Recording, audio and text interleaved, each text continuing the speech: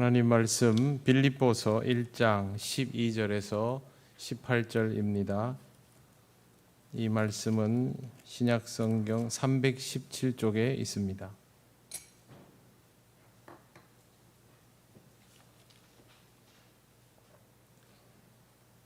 빌립보서 1장 12절에서 18절 말씀을 한 절씩 교독하겠습니다. 형제들아, 내가 당한 일이 도리어 복음 전파의 진전이 된 줄을 너희가 알기를 원하노라.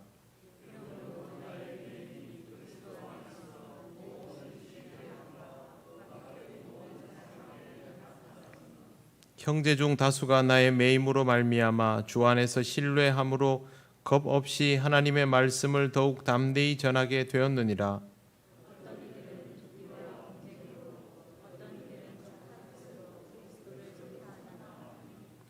이들은 내가 복음을 변증하기 위하여 세우심을 받은 줄 알고 사랑으로 하나.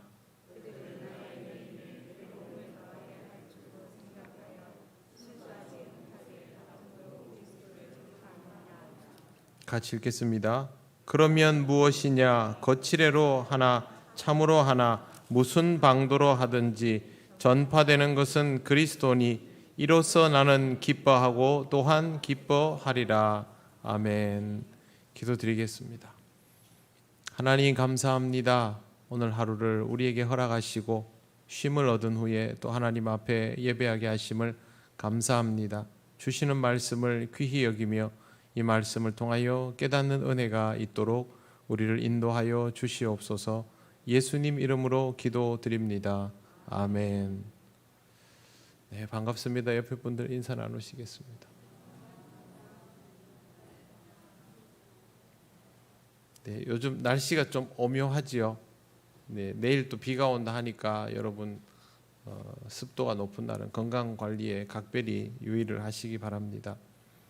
신앙에 있어서 가장 뚜렷한 위력 중에 하나를 들라면 역경 지수가 높다는 것을 말씀드릴 수 있습니다. 오늘은 바울을 통하여 역경 지수가 높은 삶이 어떤 것인지를 보려고 합니다. 제일 먼저 형제들아, 내가 당한 일이 도리어 복음 전파의 진전이 된 줄 너희가 알기 원하노라. 내가 당한 일이라고 표현한다면 좋은 일은 아닙니다. 바울은 지금 옥에 갇혀 있는 상황입니다.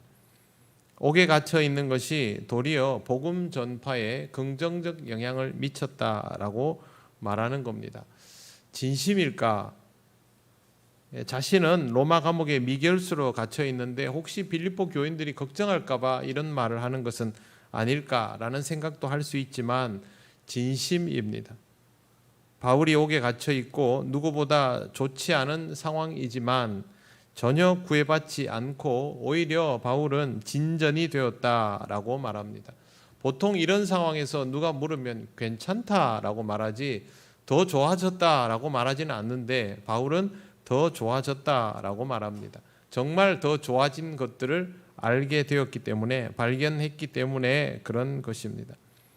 바울이 이렇게 말할 수 있는 이유는 그가 가지고 있는 초점이, 삶의 초점이 지금 내가 자유로운가 아닌가, 혹은 감옥에 있는가, 어려운가 아닌가, 이런 데에 맞춰져 있는 것이 아니기 때문에 그렇습니다. 그 다음에 보시면 이러므로 나의 매임이 그리스도 안에서 모든 시위대 안과 그 밖의 모든 사람에게 나타났으니, 매임이라는 단어는 우리가 알고 있는 것처럼 지금 감옥에서 속박되었다라는 뜻입니다. 시위대라는 말은 바울이 지금 시위대 감옥에 갇혀 있고 시위대 사람들에게 둘러싸인 상태라는 것이죠. 이 사람들의 감시와 통제하에 바울이 있다라는 것을 의미합니다. 그러면 이 사람들은 바울의 일거수일투족을 전부 볼 수 있습니다. 이런 상황에서 모든 일들이, 바울은 이런 말을 합니다. 그리스도 안에서 모든 시위대 안과 그 밖의 모든 사람에게 나타났으니, 지금 시위대에 의하여 통제당하고 있는, 감옥에 있는 상황이지만 바울은 이 상황 전체를 그리스도 안에서라는 단어로 표현하고 있습니다. 괄호를 딱 싸고 있는 것이죠. 지금 이 사람들에게 보여지는 모든 것들, 바울을 보게 된 이 상황이 그리스도 안에서 이루어진 일이라는 것입니다. 우리는 보통 뭐가 잘 되면 하나님의 은혜로, 하나님의 손길 안에서라고 표현을 하지만 어려워지면, 힘들어지면 그게 하나님 안에서, 그리스도 안에서라고 표현하는 것은 힘들어합니다. 그럴 경황이 없지요. 그럼에도 불구하고 바울의 관점에서 보면 우리는 이 상황이든 저 상황이든 그리스도 안에서 이루어진 일이다라고 알아야 합니다. 왜? 실제로 우리가 경험하는 모든 일들은 다 그리스도 안에서 이루어지는 일들입니다. 그걸 내 맘대로 했건 내 맘대로 못했건 내가 원하는 것들을 이루었건 그렇지 않건 상관없이 알고 보면 여러분, 우리가 하나님 손 안에서 이루어지지 않은 일들이 있습니까? 우리가 경험하는 것 중에 하나도 없지 않습니까? 그러니 결국 그리스도 안에서 전부 이루어지는 일이라는 말이죠. 그리스도 안에서는 크게 두 가지를 생각할 수 있습니다. 첫째, 바울이 감옥에서 계속 복음을 말하고 이 복음을 전하면서 사람들에게 신앙적인 영향력을 드러내고 있습니다. 그러면 사람들이 왜 바울이 감옥에 갇혔지? 저 사람이 왜 감옥에 와 있을까라고 궁금해하지 않겠습니까? 그러면 두 번째, 바울이 감옥에 갇힌 것은 개인적인 범죄 때문이 아니라 그리스도의 복음 때문이다라는 것까지도 알게 됩니다. 첫째는 바울이 계속 그 안에서도 복음을 전한다는 것을 일단 경험하게 됐고요. 두 번째는 저 사람이 왜 여기 와 있나라는 것까지도 알게 되죠. 근데 이 두 가지가 다 그리스도 안에서 이루어진 일들이죠. 그렇기 때문에 바울이 여기에 있는 사람들에게 제대로 영향력을 미치고 있다라고 할 수 있습니다. 밖에서 복음을 너무 열심히 전하고 유대주의를 반대하다가 결국에는 그게 문제가 되어서 감옥에 갇히고 여기까지 이송이 되었는데, 가두어 놓으니까 이 가두어 놓은 것도 복음 증거의 장으로 활용을 하고 있는 것이죠. 그리스도인은 바로 이런 사람입니다. 그러면 바울을 다른 곳에 보내놓으면 어떻게 될까요? 똑같죠. 다른 곳에 보내도 바울은 여기 와서 똑같이 그렇게 합니다. 실제로 바울은 풍랑을 만나서 도착하게 된 섬에서 3개월을 머무른 적이 있습니다. 멜리데라는 곳인데요. 바울이 이곳에서 독사에 물리기도 했지만 이곳에 우두머리인 보블리오의 부친이 열병과 이질로 누워 있는 것을 보고 그를 위해서 기도해주고 안수하고 낫게 했습니다. 그리고 당연히 바울은 여기에서도 복음을 전했죠. 고린도에 데려다 놓으면, 에베소에 데려다 놓으면, 빌립보에 데려다 놓으면, 마케도니아에 데려다 놓으면 똑같습니다. 감옥에 있건 감옥 밖에 있건 바울은 정말 바울답게 그리스도인다운 삶을 살았던 것이죠. 지금도 멜리데에는 바울을 기념하는 교회가 세워져 있는데 이름도 바울 피난교회입니다. 바울이 거기에 가 있으면 어디에든 내려다 놓으면 바울이 할 일은 복음을 전하는 일이라는 것이죠. 실제로 그리스도인들은 이렇게 살아갑니다. 많은 사람들이 신앙생활을 하면서도 조건에 대한 이야기를 많이 하죠. 이래서 신앙생활하기 어렵고 저래서 신앙생활하기 힘들고 이런 상황에서는 복음을 전할 수도 없고 저런 이유로 복음을 전할 수도 없고 집이 멀어서 교회 다니기 힘들고 시간이 나지 않아서 신앙에 집중할 수가 없고 이런 이야기들 많이 합니다. 저도 그런 이야기들을 많이 공감하면서 살았습니다. 예전에 제가 한번 말씀드린 적이 있습니다. 대학을 졸업하고 저는 군입대를 했는데 다른 군인들보다 나이도 많고 처음에 가니까 정신도 없고 야 여기 이러다가 이거 살아남겠나 싶은 생각도 막 들더라고요. 제가 있던 신교대는 뭐 전국에서 악명이 높은 신교대였습니다. 그래서 잠자리에 딱 누우면 자야지 그 생각밖에 안 들었습니다. 어떻게 하면 내일 기합을 덜 받을까? 그런데 제 바로 옆자리에 딱 누워있는 그 친구는 자기 전에 항상 여기 주머니에 들어가는 조그마한 성경책 있죠. 교회 다니는 청년들은 요즘은 그걸 하지 않지만 그때 당시에는 교회 다니는 청년들은 교회에서 조그마한 성경을 하나씩 주면 그걸 받아서 딱 전투복 주머니에 이렇게 넣을 수 있습니다. 정말 힘들게 훈련을 받고 한쪽에서는 우는 애들도 있고 한데 매일 그렇게 자기 전에 제 기억에 30분에서 1시간 정도인 것 같아요. 성경을 조그마한 거 이렇게 펴고 그 어두운 불에 누워서 이렇게 보고 기도를 하고 자더라고요. 그래서 처음에는 제가 보면서 야 진짜 유별나다 이랬는데 그걸 신교대 시간 내내 하는 걸 보면서 저는 굉장히 은혜를 받았습니다. 도대체 나는 뭔가 나는 목사 아들인데 군대 와 있다고 힘들다고 기도하는 것도 힘들다는 생각을 하고 있는데 바로 옆자리에서 그렇게 하는 걸 보니까 제가 기도를 할 수밖에 없었어요. 저절로 기도하게 됐어요. 그리고 주일날 그 친구랑 같이 교회도 가고. 그런데 여러분 그 신교대에서 자대를 배치받을 때 그 친구랑 제가 같은 부대로 갑니다.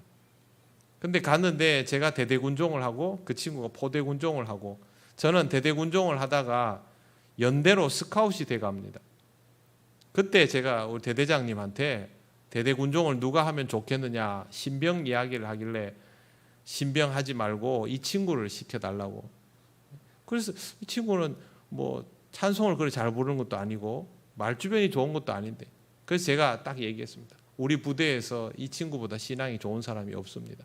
제가 신교대에서부터 봐왔는데 저에게도 아주 교훈이 된 사람입니다. 그렇게 얘기하고 저는 연대로 갔던 기억이 있습니다. 저 이름도 기억합니다. 정용욱, 울진 사람. 제가 평생에 잊을 수 없는 좋은 신앙의 스승이죠. 여러분 주변에도 아마 이런 분들이 있을 겁니다. 어디에다 갖다 놔도 시간만 나면 복음을 전하고 시간만 나면 말씀을 읽고 기도하고 그리스도인다운 선행을 하고 우리가 늘 그렇게 하기 어렵다 할지라도 적어도 바울 같은 이런 모습을 보며 또 우리 옆에 이런 그리스도인들을 보면서 교훈 삼고 우리도 어디에 데려다 놔도 이렇게 살아갈 수 있는 사람이 되어야 하겠구나 라는 생각을 해야 그리스도인입니다. 지금 잘하고 못하고를 떠나서 저와 여러분도 점점 더 하나님 앞에서 성장하면서 이런 모습을 가지고 살아가는 사람이 되면 좋겠습니다. 여러분을 어려운 자리에 데려다 놔도 거기서 그리스도인답게, 여러분을 좋은 자리에 데려다 놔도 거기서 그리스도인답게, 어디에 갖다 놔도 교회 가까이에 두어도 교회 멀리 두어도 시간을 넉넉하게 주어도 시간을 작게 주어도 몸이 건강하게 해도 그렇지 않더라도 항상 그리스도인답게 그렇게 살아갈 수 있다면 그것이 하나님께서 가장 기뻐하시는 모습입니다. 바울이 말하는 그리스도 안에서라는 말은 바로 이런 위력을 뜻합니다. 그리스도의 마음을 따라 그리스도의 뜻을 따라 가시면 됩니다. 바울을 보면서 바울은 정말 이런 위치에 있는 사람인데 우리 같은 사람들이 어떻게 저기를 갈 수 있을까? 걱정할 필요 없습니다. 우리는 바로 앞에 거 한 걸음씩만 가다 보면 됩니다. 바울이 그럼 처음부터 내가 지중해 지역 전체에 교회를 다 세울 거야. 나를 통과하지 않고는 초대교회 기독교가 자리 잡지 못하도록 할 거야. 이러고 시작했습니까? 바울은 자신이 언제 죽을지도 몰랐습니다. 그냥 시간이 별로 없구나. 내가 어디에서든 복음을 전하지 않으면 이 사람들이 복음을 전해받을 수 없겠구나. 또 복음을 제대로 전해받지 못하는 경우들도 있구나. 바르게 복음을 전해야지. 머릿속에 그 생각만 가지고 자기에게 주어진 모든 것들을 활용하여 복음을 전했습니다. 그거면 됩니다. 여러분이 가족을 대하는 시간이 많으면 가족에게 열심히 복음을 전하고 여러분 옆에 친구가 자꾸 붙어 있으면 친구에게 전하고 여러분이 가게를 하는데 손님이 찾아오면 그 사람들에게 전하고 기회가 주어지면 때를 얻든지 못 얻든지 그리스도인다운 삶을 사는 것으로 충분합니다. 14절 말씀을 보십시오. 형제 중 다수가 나의 매임으로 말미암아 주 안에서 신뢰함으로 겁없이 하나님의 말씀을 더욱 담대히 전하게 되었느니라. 감옥에서도 복음을 전하는 바울의 모습은 결국 다른 사람들로 하여금 하나님을 믿게 하나님의 존재를 의식하게 만들었고 또 이것을 본 바울은 하나님의 말씀을 더욱 담대히 전하게 되었습니다. 시너지 효과가 나는 것이죠.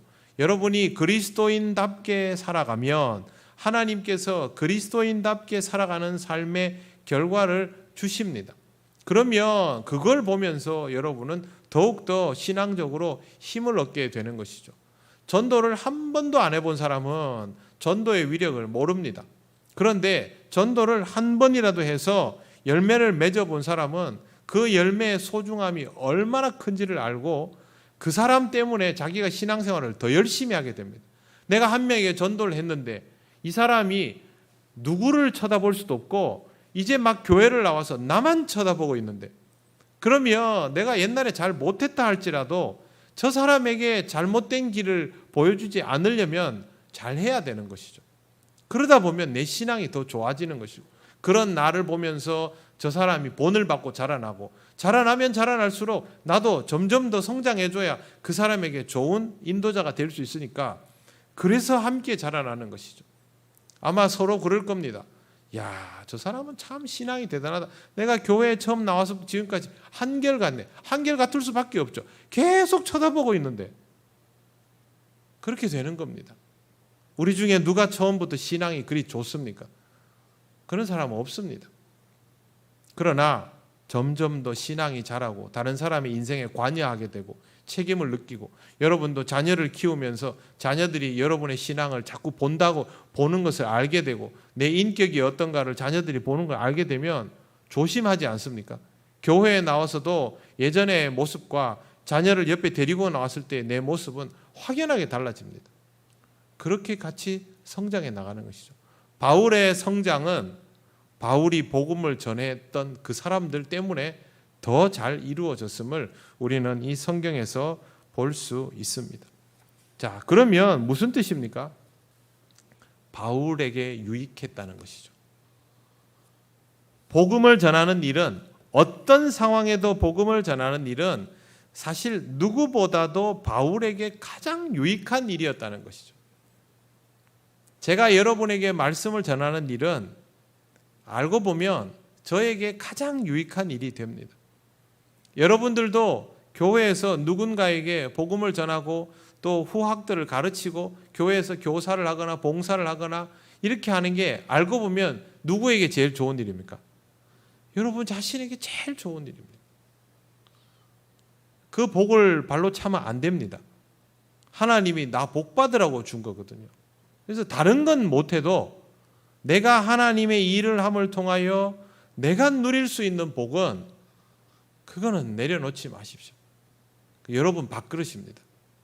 이걸 통해서 다른 사람을 이롭게 하면 그 사람의 성장을 통해 내가 같이 성장하게 되고, 그러다 보면 내 신앙은 이만큼 자라있고, 그럼 이거는 하나님이 내게 주신 복이죠.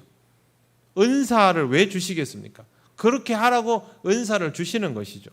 그러면 여러분 그 은사를 잘 활용하시기를 바랍니다. 예전에 제가 말씀드렸습니다. 나는 하나님께서 어떤 은사를 주신 사람인가 잘 생각해 보시고, 내가 이 교회 안에서 하나님께서 내게 맡겨주신 일이 무엇인가, 그것도 잘 생각해 보십니다. 왜? 우리는 여기에서 전부 한 사람의 몫이 있거든요. 하나님이 분명히 이 교회 안에서 나한테 뭘 하라고 여기다가 이렇게 꽂아 주셨단 말이죠. 그럼 우리는 그걸 찾아내야죠. 내가 가르치는 은사가 있는지, 아니면 무슨 또 섬기는 은사가 있는지, 또 다른 사역을 하는 은사가 있는지 찾아내야 되는 거죠. 그걸 잘 찾아내는 사람이 지혜로운 사람이고, 그거를 하나님께 주신 은사라고 받아들였으면 흔들리지 말고 그 길을 갈 줄 알아야 됩니다. 그러면 그건 다 자기한테 혜택이 돼서 돌아옵니다.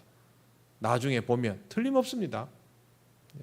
그래서 여러분, 바울에게 일어난 이 사건이 바울 같은 사람에게만 일어나는 일이 아니라 우리 모두에게 각양각색의 은사로 주셨던 것 그대로 일어나는 일임을 잘 기억하시고, 그렇게 하나님께 주신 것들을 기쁘게 활용하시고 영적인 성장을 이루어 가시기를 바랍니다. 이 좋은 것을 잘 못 쓰는 사람도 있습니다. 15절 말씀 보십시오. 어떤 이들은 투기와 분쟁으로, 어떤 이들은 착한 뜻으로 그리스도를 전파하니. 표현이 좀 이상하죠. 투기와 분쟁으로 무슨 그리스도를 전파하겠습니까? 그리스도를 전파한다고 하는데 마음에 투기와 분쟁이 있다는 말입니다. 그리스도를 전파하는데 착한 뜻이 있다는 거죠. 이렇게 부류가 나뉜다라는 겁니다. 투기와 분쟁으로 그리스도를 전파했던 사람들이 누구일까에 대해서 학자들은 이렇게 해석을 합니다. 로마에 있던 유대계 그리스도인. 그리스도인은요, 처음에 예루살렘 교회가 있었죠. 예루살렘 교회에서 안디옥에서 다른 지역으로 나가죠. 예루살렘 교회는 유대 땅에 있었던 처음 기독교인들입니다. 이 사람들이 유대계 그리스도인들입니다. 그런데 안디옥 정도 넘어가면 유대계 그리스도인들 외에 이방 지역에 살던 유대계 그리스도인들이 또 있죠. 즉 예루살렘 교회는 예수님 따라다니던 본토민들, 안디옥 정도만 되면 또 다른 로마 지역에는 본토민들은 아니지만 디아스포라라고 그러죠. 옛날부터 로마 전 지역에 흩어져 살았던 유대인들. 그런데 이 사람들도 할례받는 유대인들 아닙니까? 이 사람들 중에 개종한 사람들이 유대계 그리스도인입니다.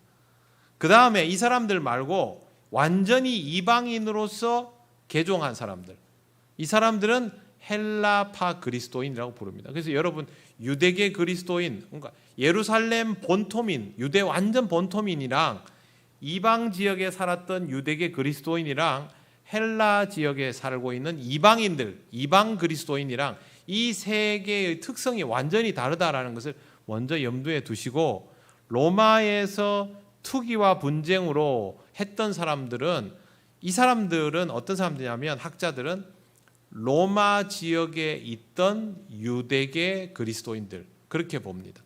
예루살렘이 됐던 안디옥이 됐던 그쪽 지역에서 일찍 기독교로 개종을 한 유대인인데, 성경에 보시면 이런 사람들 있죠. 주기적으로 예루살렘에 순례 오는 사람들, 유대계 그리스도인들은, 할례를 받은 유대인들은 멀리 살아도 1년에 한 번 정도씩 예루살렘으로 순례를 오는 독실한 사람들이 있었거든요. 그 사람들이 예루살렘에 왔다가 예수님 말씀을 듣고 제자들을 따라서 개종을 했을 가능성이 높습니다. 이 사람들 중에 로마로 간 사람들, 그러면 이 사람들이 바울이 오기도 전에 로마에 복음을 막 전했을 거 아닙니까? 바울이 로마 교회를 세운 건 아니죠. 로마 교회를 이런 사람들이 세웠단 말입니다. 그런데 이 사람들이 로마 교회를 세울 때 유대인 스타일로 가르쳤어요. 그래서 우리가 요즘 로마서 새벽에 보는 것처럼 기독교인이라도 할례를 받아야 되고 율법을 지켜야 되고 뭐 이렇게 가르쳤겠죠. 그런데 바울이 보면 그거에 대해서 아니다라고 로마 교회에 편지 보내면서 막 단호하게 그러지 않습니까? 이러면 이제 다투는 거예요. 바울이 가르치는 내용과 이 사람들이 가르치는 내용이 다르죠. 그러면 어떤 사람들은, 오늘 제가 이 뒤에 읽은 구절을 한꺼번에 설명드리겠습니다. 이왕 시작했으니까. 어떤 사람들은 바울을 보면서 저 사람이 이방인에게 잘 맞는 그리스도의 복음을 전하는구나 라고 받아들이면서 우리의 동역자다라고 생각하는 사람들이 있었어요. 그 사람들이 여기에 나오는 착한 뜻으로 그리스도를 전파하는 사람들. 그런데 그렇게 하지 않고 바울을 보면서 저 사람은 바리새인 출신이면서 랍비 정도 수준 되는 사람이면서 어떻게 율법을 얘기하지 않고 할례를 부정하면서 그리스도를 전하나? 저 사람 나쁜 사람이다. 이러면서 이제 복음을 전하는 사람도 있었죠. 특히나 로마 교회를 세워놓고 거기에다 주도권을 장악하고 싶어 했던 사람들 중에는 바울의 이런 행태를 아주 싫어했던 사람들이 있었던 것으로 보입니다. 그 사람들을 일컬어서 바울하고 자꾸 싸우려고 하니까 투기와 분쟁으로 라는 표현을 사용하는 겁니다. 목회자들끼리도 경쟁을 합니다. 큰 교회에서 부목사 생활을 하다 보면 이상하게 그런 일들에 휘말리는 경우가 있습니다. 저도 그런 경험이 있습니다. 청년들이 저한테 고의적으로 다가오고 다른 부서의 청년들도 저에게 오고 이러니까 어떤 목회자가 설교하면서 제가 말씀 전하는 것에 대해서 막 비판을 해버린 그런 사례가 한번 있었습니다. 그래서 저는 이 말씀을 보면서 그 시절 생각이 났습니다. 여러분, 교회에서 복음을 전하는데 어떻게 이런 일이 있을까 싶지만 이렇게 될 수 있죠. 바울이 이런 일이 있으니까 이렇게 말한 거 아니겠습니까? 어떤 이는 착한 뜻으로 그리스도를 전하고 어떤 이는 투기와 분쟁으로 그리스도를 전하고. 그럼 이 말을 다르게 적용하면요, 어떤 이는 착한 뜻으로 그리스도의 일을 하고 교회 일을 하고 어떤 이는 투기와 분쟁으로 그리스도의 일을 하고 교회 일을 할 수 있다는 것이죠. 교회를 세운 지도자들이 이렇게 생각이 더 맞을 수도 있고 생각이 맞지 않을 수도 있다면 교회 안에서 일을 하는 주님의 일을 하는 성도들도 서로 뜻이 맞을 수도 있고 안 맞을 수도 있다는 것이죠. 교회에서 교회 일을 한다고 해서 다 똑같지는 않으니까요. 주의할 일은 투기와 분쟁으로 그리스도를 전하고 투기와 분쟁의 마음으로 교회 일을 해서는 안 된다는 겁니다. 그러면 이거는 아니함만 못한 상황이 되어버립니다. 16절 말씀 보십시오. 이들은 어떤 사람들이면 착한 이들입니다. 이들은 내가 복음을 변증하기 위하여 세우심을 받은 줄 알고 사랑으로 하나. 복음을 변증하기라는 말은요, 복음을 변호한다는 뜻입니다. 자, 이방인들에게 복음을 전하는 일은 절대 쉽지가 않습니다. 선교사들이 우리나라에 와서 복음을 전하는 일도 쉽지가 않았죠. 여러분, 지금 우리가 그냥 우리는 선교사님들한테 복음을 전해받았지 이렇게 생각하지만 한번 생각을 해보십시오.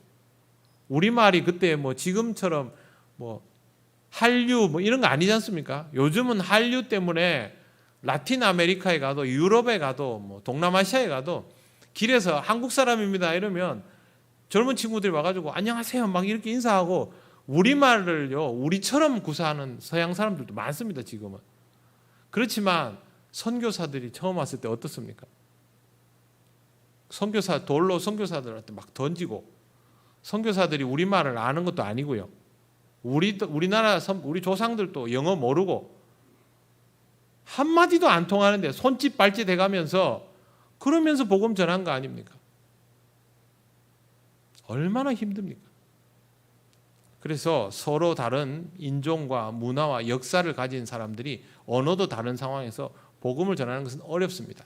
다행히 로마라는 지역은 거대한 제국으로 통일되어 있었기 때문에 교류는 쉬웠지만 그럼에도 불구하고 서로 다른 민족이 복음을 전하는 것은 쉽지 않습니다.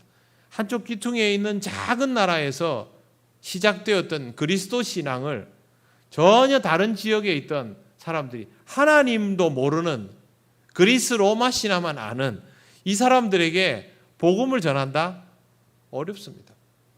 그래서 여러분 그냥 바울이 쫓아가가지고 예수님 믿으십시오, 예수 믿어 구원 말씀 이래가지고 될 일이 아니고요. 실제로 바울이 아레오바고 같은 데 설교하고 아테네 같은 데서 막 변증하고 하는 걸 보면 바울이 그렇게 성장했겠지만요, 바울이 복음을 전하면 거기에 있던 똑똑하다는 사람들이 바울에게 막 질문하고 그러면 바울이 그걸 답변해주고 그렇게 해야 되는 거죠. 그래서 변증이라는 말을 사용합니다. 이 어려운 작업을 바울이 하기 때문에 복음을 전하는 사람들 중에 선한 의도를 가진 사람들이 저 사람은 이런 어려운 과정을 해줄 수 있는 사람이구나 하면서 사랑으로 받아들인 것이죠. 우리가 지금 바울을 보면 어떻습니까? 바울은 예수님을 따라다니던 제자들은 절대 할 수 없는 영역을 일구어낸 사람입니다. 예수님의 제자들과 이방 지역에 살았던 헬라파 그리스도인들, 이방인들 사이의 간격은 굉장히 넓습니다. 베드로가 이방인 만날 때 막 쩔쩔매는 장면이 나오지 않습니까? 그런데 유대인이면서 그렇게 철두철미한 율법주의자였던 바울이지만 로마 시민권을 가지고 있고 로마에 대한 학식도 풍부했던 사람이기 때문에 이방인들이 어떤 생각을 하고 이방인들이 어디에 거부감을 느끼고 어떤 단어를 사용해야 이방인들이 잘 알아듣고 이런 것을 너무 잘 알아서 그들에게 사실상 통역하는 것이나 다름없이 복음을 전해냈던 사람이 바울입니다. 그래서 바울을 귀하게 여기고 사랑으로 대한 사람들이 있었다는 것이죠. 17절 보십시오.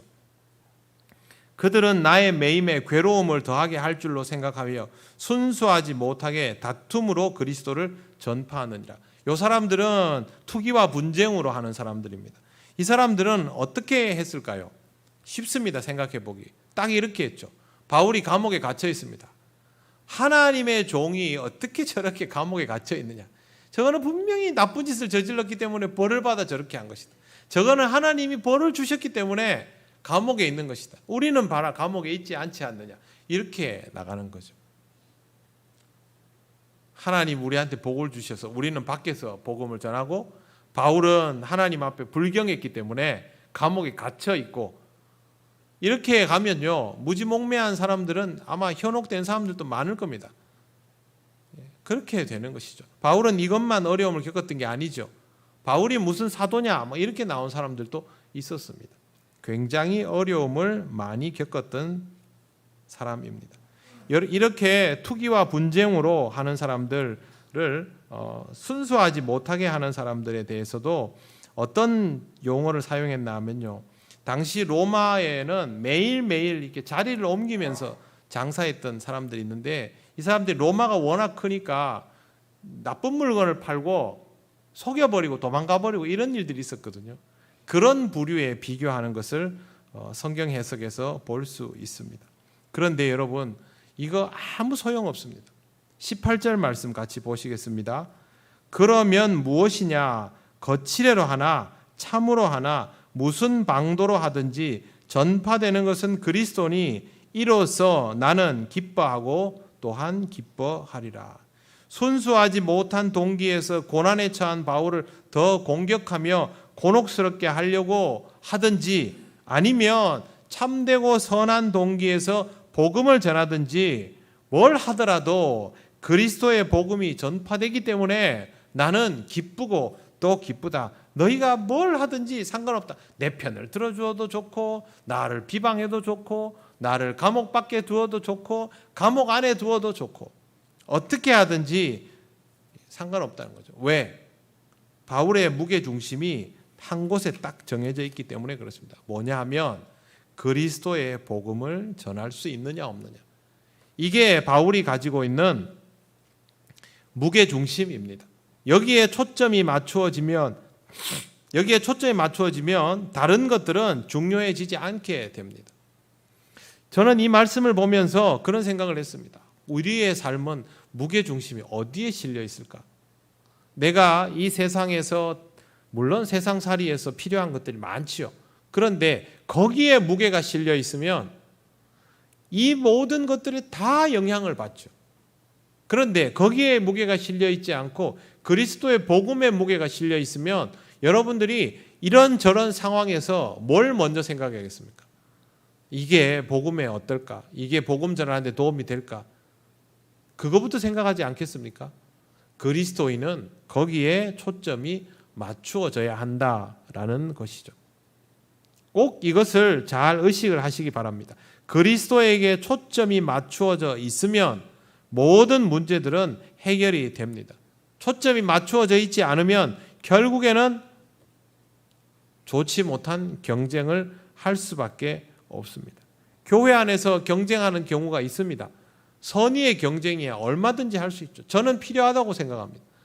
목사들이 여러 명 있는 교회에서 조금이라도 더 좋은 목회자가 되기 위해서 함께 동역하는 목회자들을 보면서 자기 단점을 보완해 나가고 장점들을 극대화시켜 나가는 거 필요하지 않습니까? 성도들 간에는 어떻습니까? 장로님들 중에서, 모여있는 장로님들 중에서 내가 더 좋은 장로가 되어야 되겠다. 당연히 그렇게 생각하는 게 맞죠.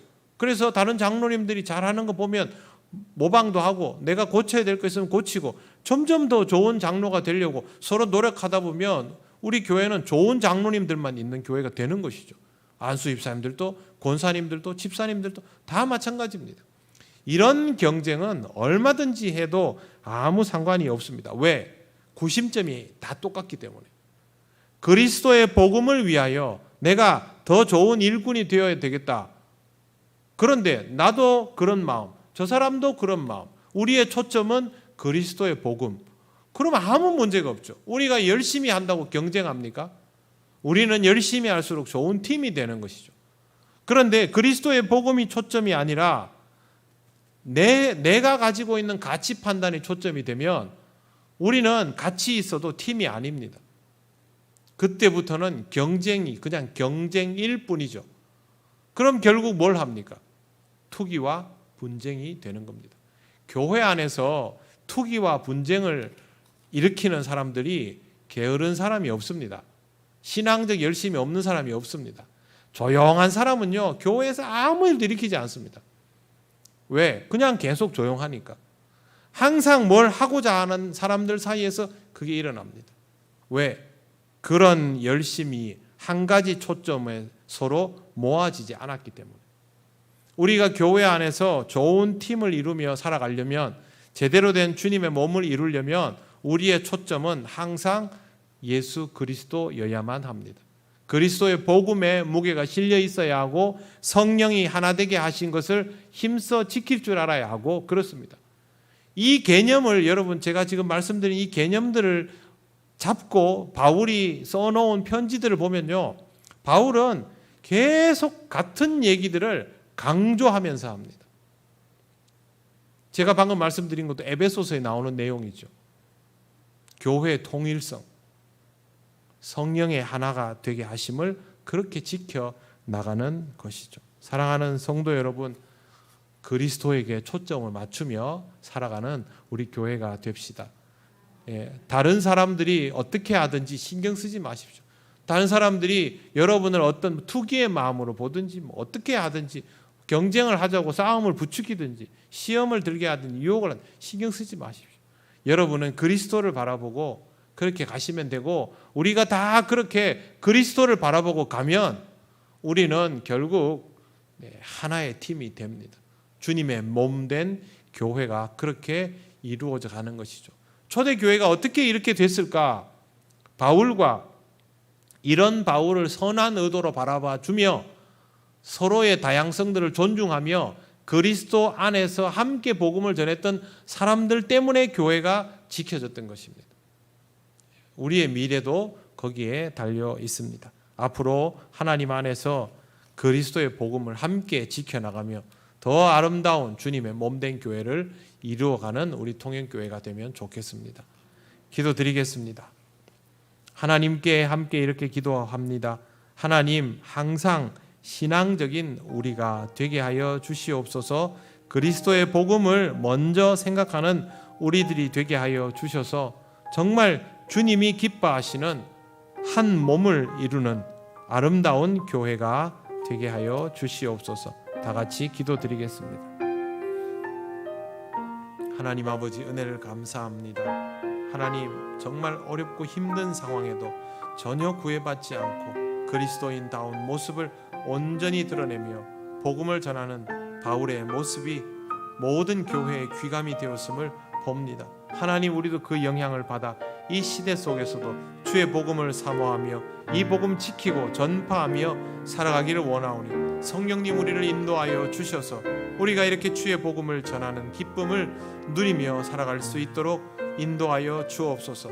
하나님, 특별히 우리가 그리스도의 복음으로 온전히 하나가 되기를 원합니다. 주님 안에서 서로를 지키며 함께 세우며 성장해가고 성숙해져가는 우리 교회가 되게 하여 주셔서 복음으로 인하여 더욱더 하나가 되는 주님의 몸된 교회가 되게 하여 주시옵소서. 하나님의 은혜를 따라 살아가는 우리 통영교회가 되도록 인도하여 주시옵소서. 하나님, 감사합니다. 하나님께서 주신 이 귀한 선물이 우리를 지킬 뿐만 아니라 우리를 더욱 든든히 세워가게 될 줄을 믿습니다. 항상 그리스도의 복음을 기억하고 우리가 이 복음을 함께 가지고 있음을 잊지 않게 하시고, 하나님 우리에게 맡겨주신 은사를 따라서 우리의 소임을 감당하면서도 우리가 하나의 몸된 교회임을 기억하게 하옵소서. 하나님 뜻 안에서 더욱더 성장하고 성숙하는 우리 통영교회가 되기를 원합니다. 하나님, 우리에게 맡겨진 일들을 어떤 상황에도 기쁘게 감당하며 오직 주께만 영광을 돌리는 우리 교회가 되게 하여 주시옵소서. 감사드리며 예수님 이름으로 기도드립니다. 아멘.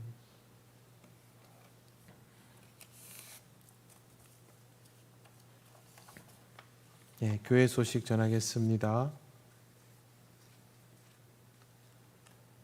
네, 코로나19 방역 지침에 따라서 예배 시 반드시 마스크를 착용해 주시기를 바랍니다.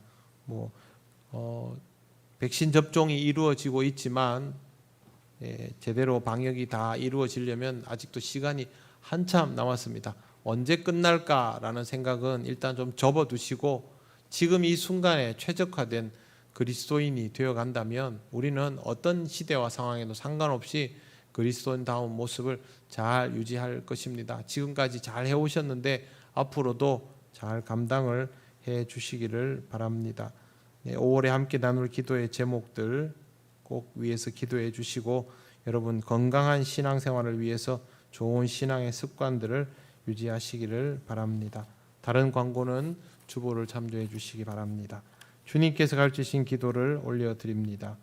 하늘에 계신 우리 아버지, 아버지의 이름을 거룩하게 하시며 아버지의 나라가 오게 하시며 아버지의 뜻이 하늘에서와 같이 땅에서도 이루어지게 하소서. 오늘 우리에게 일용할 양식을 주시고 우리가 우리에게 잘못한 사람을 용서하여 준 것 같이 우리 죄를 용서하여 주시고 우리를 시험에 빠지지 않게 하시고 악에서 구하소서. 나라와 권능과 영광이 영원히 아버지의 것입니다. 아멘.